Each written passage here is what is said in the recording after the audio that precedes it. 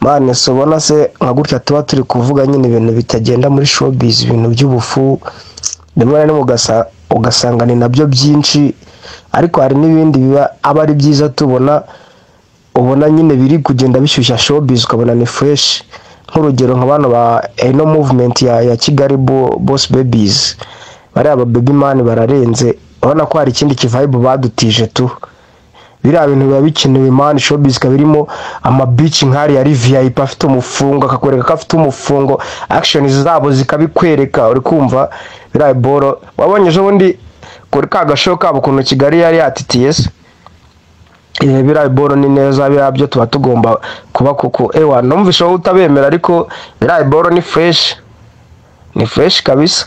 Ntuze Tanzania hari bantuze baba uno mugore wa Katauti harya yitwa ndi Oprah bawe masepetu, nuko muri no minsi basa naho bashaje na nyine hatagishya, ariko Kenya habaga bo bita ba Audi, Uganda ba Bad Black, ari kumva nyine wabonaga twebwe abakobwa nyine birekura nka kuriya, tubonaga twebwe icyo kintu ntacyo dufite, ariko amena ko kiri kuza tu. Noneho nk'uyu mujama waje uyu Prophet Joshua akaza kamena abana amafaranga, man njye biriya boro narabikunze, niyo yaba atari umukire ko numvishe bagase ko bamwita umwesikoro, nubwo bitari ngombwa kujya kumwita umwesikoro ko nta kintu yari abatwaye n'amafaranga ye yari amennye. Njye biriya boro narabikunze man. Nose mu Rwanda ko nta bandi bakire baraza ngo batwigaragarize kuriya, ko baba bari iyo ngiyo tutanabazi, ko utanamenya niba banahari, niba umuntu aje akabikora kuriya man, tuvuge wenda ko nta n'umufungo mwinshi afite, ariko kuba yarabashije kutwirariraho kuriya man birarenze. Tugize abandi bantu nka batanu bameze kuri babure ukuntu showbiz yacu hagurumana bro, ibyo bintu ni ibintu bya fresh. Mu Rwanda ntago twari tubimenyereye, abakire bo mu Rwanda sha ntiwamenye baba bari kabisa, ni abantu baba bari ngiyo bari kubyimenyera bonyine, bayarya bonyine, ntago tuba tunabazi muri showbiz. Rero umuntu uje akabikora ngiye mba numva ahubwo man kumuca intege kuriya ntago ari fresh tu, kuko subizi ko za Uganda hari abo bita ba Sudiru man, Sudiru ba Brown, n'abantu bamanuka Brown yakundaga radio bya Dangerous gakamena amafaranga, umuntu witwa Sudiru araza kamena amafaranga, basani ba Uganda, we showbiz ya Uganda urashona ndabizi. Na za Tanzania abantu nka bariya barahaba, mu Rwanda niho bataba, ari kumva sha nta n'abakire mu Rwanda tunazi, nose ubundi mu Rwanda zunda abakire baho nabaye kirika wenda nk'abantu bo muri babayobozi bo muri politike, kandi bo ntago ibintu byo muri showbiz bakunda kubizamo. Ariko se tuvuge yuko nta bandi bantu b'abasevira abakire ba mu Rwanda barahari tu, ariko waba ari iyo ngiyo ntiwabamenya kabisa. Rero iyo umuntu aje agakora akadutiza ikivibe nka kiriya man bari neza tu, njye narabikunze ni fresh, ubona ko hari ukuntu nyine showbiz iri kugenda ihinduka tu, tugenda tumera nk'abandi gake gake. Karaka borose wese kagukomye ubona atari neza. Yes, njyewe karangomye. By the way, nitwacisha amacya, and then you need the Abakobwa music collection, subscribe if you want to get to one. So njyewe ubundi Girl Boss Babies, njyewe side yanjye cyangwa se ku giti cyanjye, aba bakobwa bari mu bantu bari gutwika showbiz nyarwanda ku buryo bari kugenda bashyira ku rundi rwego i show business nyarwanda, cyangwa se hano mu myidagaduro nyarwanda bitigeze bijyaho kuva na mbere, kubera ko nko babise ama beach and indaya ariko bafite n'abajeje tafalaga, nibura ntago ushaka gukora travel nk'izo bakora, ibikorwa byose bakora, even n'ibintu byose bavangiraho n'amashow bategura. Imagine gutegura show ugashyiraho nuza table ihagaze miliyoni 5 z'amafaranga y'u Rwanda, hose agakubita kuzura. Uri gukompita na Zari uri hano mu Rwanda, nawe wahaje bwe bikaza kurangira bipfuye binapfubye, bikaza kurangira yitwaye n'umwikomo amwe mu basare bari bazaranye hano mu gihugu cyacu cy'u Rwanda, kubera ko batigeze bitabira izi shows ziwe. So ngiye rero nkaho cyangwa nka ngewe azishisha makeya, ngewe abakobwa ndabashyigikije 100% whatever ibyo bakora byose, aho baba bari hose, ipfa kuba bituma show business nyarwanda yacu ishyuha. Ubona ko yewe kuri platform zabo zose ubona ko ari abakobwa bagenda bafite ikintu kinini, impact nini bagiye bazana, ndetse na ariya mapari wajyanye n'amakore cyangwa se n'amabara, ubona ko nabo aribo bagiye babitangiza kandi ubona ko byagiye birya.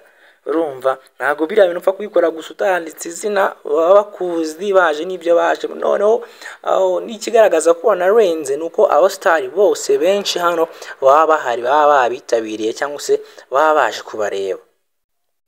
So guys, ibi rero nkabiheraho mvuga ni aba bakobwa bakwiye gusapotingwa cyane ku rwego rwo hejuru, kubera ko bari bamwe mu bakobwa nyine badufatiye runini muri show business. Even kwashyira mu mavideo y'indirimbo, Costel muramuzi, Ambassador Aria Cool mu filime muramuzi, Queen Deuce ni mubi cyane, urumva, n'abandi benshi. So rero aba bakobwa ubona ko ari abantu baje guhindura game, baje kongera utundi tuntu twinshi muri game cyangwa se muri industry nyarwanda ya business cyangwa se ya show business nko benshi bakunze kubyita, dore ko even n'ubwo dutegereje filime mbarankuru yabo cyangwa se reality show yabo, ibintu by'ukuri guys, hari abakina ibintu by'ukuri. Urumva aba bakobwa ba babes ni abantu, dore ko banze umuntu bita babies ni babes, niba udashoboye kuvuga babes icecekere.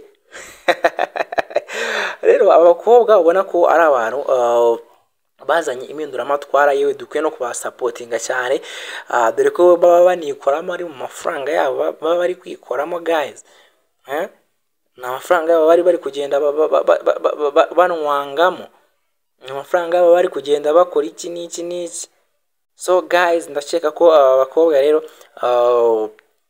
aba bakobwa ba Kigali Boss Babes ni bamwe mu bakobwa bashyuhije iyi entertainment nyarwanda, kandi ubona ko bazageza ahantu kure, dore ko bamwe muri bo batangiye no kwagura imipaka guys. Ambassador Aria Cool muramuzi muri Nigeria, yewe yanaje kuba nakina muri filime yamwo hariya muri Nigeria, filime nkeka ko ishobora kuba yaramufunguriye amarembo. So ntabwo rero nkeka ko kuba dufite umukobwa noneho mu Babes wo mu Slay Queen wafunguye amarembo akagera muri za Nigeria na hehe, urumva, akaba ari kugenda akora ibikorwa byinshi, bite tutamubungabunga, kazatuzanira ibintu byinshi hano muri iki gihugu cyacu cy'u Rwanda tutanazi, kandi naho batangiye hari haturutse uyu mustar mu Rwanda, haturutse Ambassador Aria Cool, akina n'aba Nigeria mu mafilime hariya ni Nollywood, ni Nollywood I think, ahari sinibuka neza, bra bra bra bra bra go guys. So rero ubona ko ari ibintu bishimishije cyane, abakobwa bakwiye ahubwo kugenda bagafatiraho, ndetse twungutse n'undi muntu utanga amafaranga, Prophet Joshua nawe ni umuntu uri hano kuryoshya show business, kandi koko yanabigezeho, abantu baramuvugaho kubera uburyo bwe yihariyemo atanga amafaranga tushugunya hasi. Kwa The Ben yatanze 1.5 miliyoni ayijugunya hasi guys, ujye wumve urwego abantu baba bagezeho guys. So rero abenshi dukwiye gusapotinga n'abakobwa, kuko ni abantu baje guhindura game yacu cyangwa se show business nyarwanda, uburyo yavugwagamo cyangwa se uburyo yafatwagamo, bimwe mu bintu byinshi bigiye bitandukanye hano mu gihugu cyacu cy'u Rwanda, kubera ko abakobwa bafite bari so creative cyane. Niba ngaha babaye bose mu byabana dufite n'ibande bakoze reality show, twabonye aga trailer, aga small movie bashize hanze, ariko nkeka ko kano abantu kazaba karenze mamo y'Imana ngaha hondi nicisha make. Guys, nizere ko bamaze gukora like, share, subscribe kugira ngo tujye tubana gatanu kuri gatanu cyangwa se umunsi ku wundi, kubera ko ni story nyinshi zigomba kuba zicanga kuri The Kababra, ngiye nkacisha makeya, kandi nizere ko following cisha makeya kuri platform ziwe zose, ndetse cyane cyane urubuga rwa Instagram cyangwa se platform ya Instagram, dore ko ariho ibintu bigenda bibera gatanu kuri gatanu umunsi kundi. Asala vista rero, Imana ikomeze barinde, hanyuma tugenda duhura ku handi ma stories aje atandukanye hano iwacu, ndetse nibivugwa nyine kuri iyi industry nyarwanda, cyane cyane hano mu gisata cya show business. My name is Shisha, ibindi duhure ku zindi stories ziba zigiye zitandukanye. Hasta la vista, ciao ciao, we love you so much. Mukomeze mukore subscribe, like, share and comment kugira ngo ibintu bijye bigenda neza 5 kwa 5. Imana ibarinde. Bye bye. Yeah man.